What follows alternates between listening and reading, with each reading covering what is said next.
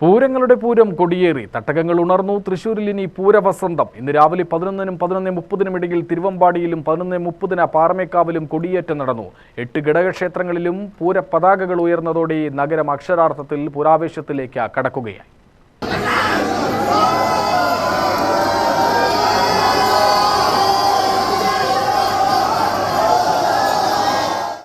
ലാലൂർ, അയ്യന്തോൾ, ചെമ്പൂക്കാവ്, പനമുക്കംപിള്ളി, പൂക്കാട്ടിക്കര, കാരമുക്ക്, കണിമംഗലം, ചൂരക്കാട്ടുകാവ്, നെയ്തലക്കാവ് എന്നീ ഘടകക്ഷേത്രങ്ങളിലാണ് പൂരം കൊടിയേറ്റം.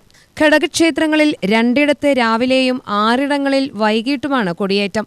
ലാലൂർ കാർത്യാനി ക്ഷേത്രത്തിലും അയ്യന്തോൾ കാർത്യാനി ക്ഷേത്രത്തിലുമാണ് രാവിലെ പൂരം കൊടിയേറിയത്.